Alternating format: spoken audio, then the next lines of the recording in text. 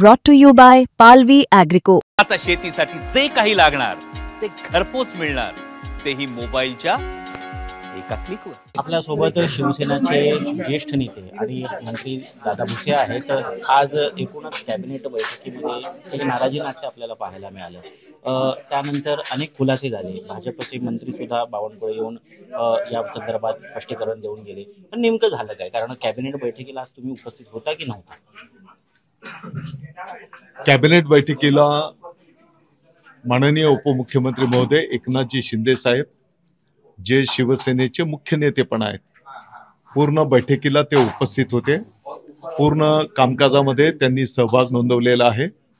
जिथपर्यंत आम्ही मंत्री लोक होतो तर आपल्याला माहिती आहे की कालपर्यंत नगरपालिका नगरपंचायतीचा फॉर्म भरण्याची शेवटची कालची मुदत होती. आज छाननी सुरू आहे आणि मग येणाऱ्या काळामध्ये ज्या काही स्थानिक स्वराज्य संस्थेच्या निवडणुकींना आपल्याला सामोरं जायचं आहे, तर त्या संदर्भामध्ये एक विचार विमर्श करण्याच्यासाठी आम्ही सगळेजण बसलेलो होतो आणि त्याचा एक आराखडा आता आम्ही तयार केलेला आहे आणि येणाऱ्या काळामध्ये त्याच्यावर मार्गक्रमण आम्ही करणार आहोत.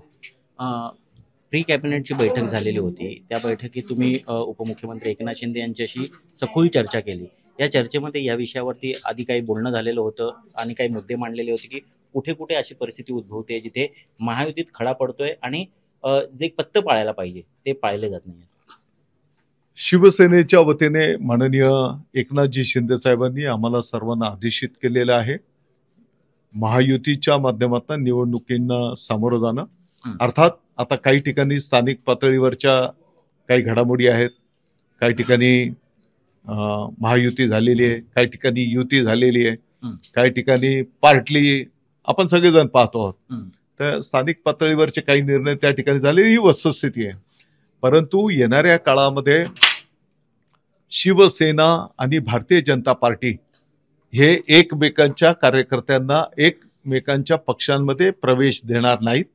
हा निर्णय आजच्या मुख्यमंत्री महोदय उपमुख्यमंत्री महोदय यांच्या बैठकीमध्ये संपन्न झालेला आहे आणि त्याची अंमलबजावणी दोन्ही पक्षांनी करायची असा निर्णय आजच्या बैठकीत झालेला आहे. या बैठकीनंतर एक माहिती अशी समोर आली की आचारसंहितेचा भंग सगळ्यात पहिल्यांदा हा उल्हासनगरमध्ये झाला, जिथे शिवसेनेने भाजपच्या लोकांना पक्षप्रवेश करून घेतला आणि त्यानंतर त्याचं रिॲक्शन म्हणून आपल्याला डोंबिवलीचा आजचा जो प्रवेश झाला तो बघायला मिळाला किंवा राजू शिंदे जे संभाजीनगरमध्ये आले त्यांचा प्रवेश बघायला. नेमकी सुरुवात झाली कुठे? बघा, आता युती धर्म पालन करण्याचा निर्णय झालेला आहे.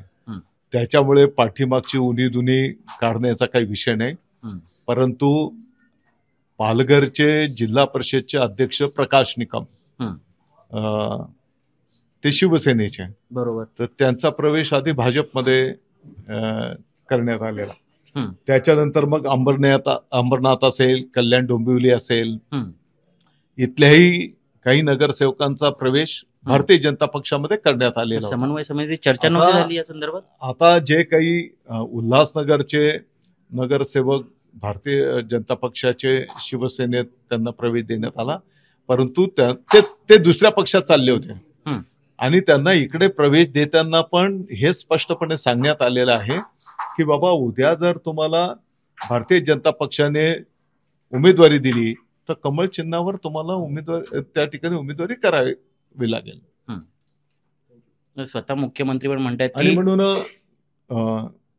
आता हे झाल्या जुन्या गोष्टी. तर आता येणाऱ्या काळामध्ये शिवसेनेने पण भारतीय जनता पक्षाच्या कार्यकर्त्याला शिवसेनेत प्रवेश देऊ नये आणि शिवसैनिकांना पण भारतीय जनता पक्षाने त्यांच्या पक्षामध्ये प्रवेश देऊ नये असा निर्णय आजच्या बैठकीत झालेला आहे. माननीय मुख्यमंत्री महोदय देवेंद्रजी फडणवीस साहेब स्वतः भारतीय जनता पक्षाच्या वरिष्ठ नेत्यांना पण या संदर्भातला सूचना देणार आहेत. पण यामुळे आता उद्धव ठाकरेंची जी शिवसेना आहे यांना फार उकाळ्या फुटतात असे दिसते. कारण सुषमा अंधारे म्हणतात की ज्या शिवसेनेसोबत 30 वर्ष राहून त्यांना फारकत दिली, त्यांना अशा पद्धतीची वागणूक दिली, तर ते आता एकनाथ शिंदे यांच्या शिवसेनेला कसे काय सोडतील? त्यांच्या मनात चिंता आहे. त्यांनी चिंता केल्याबद्दल त्यांचं मी आभार व्यक्त करतो. आपण बघितलं असेल की विधानसभेच्या निवडणुकीमध्ये शेवटी जनता जनार्दनाचा कौल महत्वाचा असतो बरोबर. आणि तो कौल जनता जनार्दनाने दिलेला आहे. हं.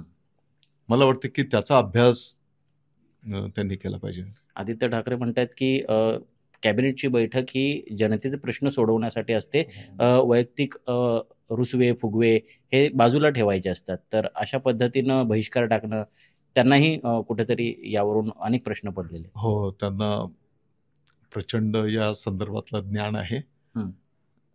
त्यांनी चांगली काळजी घेतलेली आहे. ठीक आहे, पण यापुढे जी आचारसंहिता लागू केलेली आहे ती फक्त शिवसेनेलाच लागू होणार नाही, तर भाजपचे लोक सुद्धा त्याचं पालन करतील याची शाश्वती तुम्हाला आहे का? कारण रवींद्र चव्हाणांनी आजच 2 महत्वाचे प्रवेश करून घेतलेले आहेत जे एकनाथ शिंदे यांच्या शिवसेनेतले आहेत. आज बैठक झालेली आहे. हं. आजच्या बैठकीमध्ये मुख्यमंत्री महोदय स्वतः भारतीय जनता पक्षाच्या वरिष्ठांना पण त्या ठिकाणी सूचना करणार आहेत आणि आम्ही पण बैठकीला होतो. शिवसेनेचे मुख्य नेते शिंदे साहेब पण बैठकीला होते. त्याच्यामुळे शिवसेनेकडनं तर बिलकुल त्याचं पालन केलं जाईल आणि मुख्यमंत्री महोदयांनी सांगितलं त्याच्यामुळे विषय संपलेला आहे. निश्चित. तर एकूणच नाराजी नाट्यावरती पडदा पडलेला आहे असं म्हणायला हरकत नाही, परंतु येणाऱ्या सगळ्या स्थानिक स्वराज्य संस्थेच्या निवडणुका असतील, महानगरपालिकेच्या निवडणुका असतील, यामध्ये त्याचं पालन होतंय का यावरती सुद्धा आमची नजर असणार आहे. कॅमेरा पर्सन साई प्रसाद सोबत मी ऋत्विक भालेकर, मुंबई तक.